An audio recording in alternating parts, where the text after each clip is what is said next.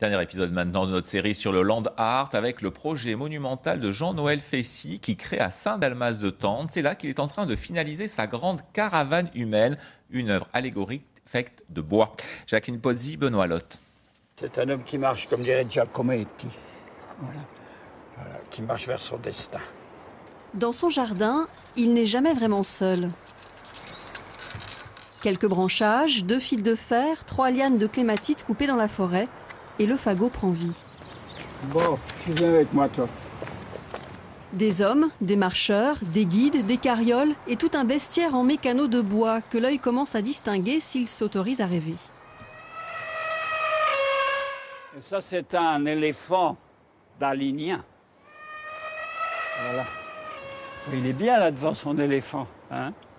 Quand on fait juste un sujet comme ça, il faut beaucoup d'imagination pour voir un personnage à travers 3 branches.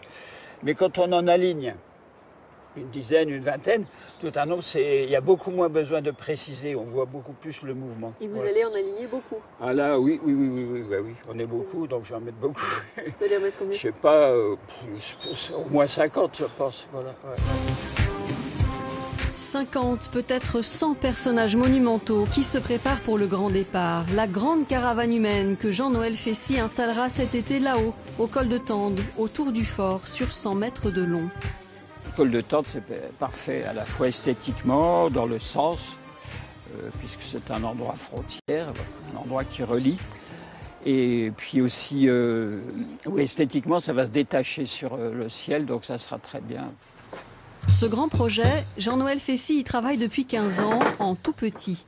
La fuite en Égypte de Goya, Cervantes et la quête de Don Quichotte, tous les créateurs et toute la création réunis dans un grand cortège.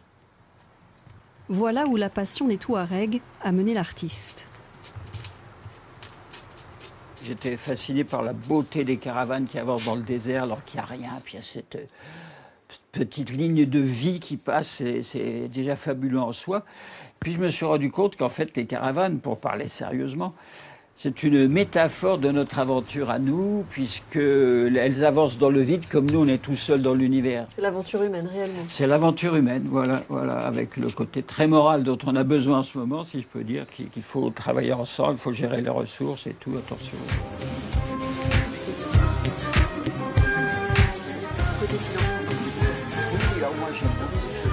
La transhumance en fagot aura lieu dès la fonte des neiges au col de Tende. Alors, la grande caravane s'élancera, éphémère, comme l'art et l'humanité, elle ne fait que passer.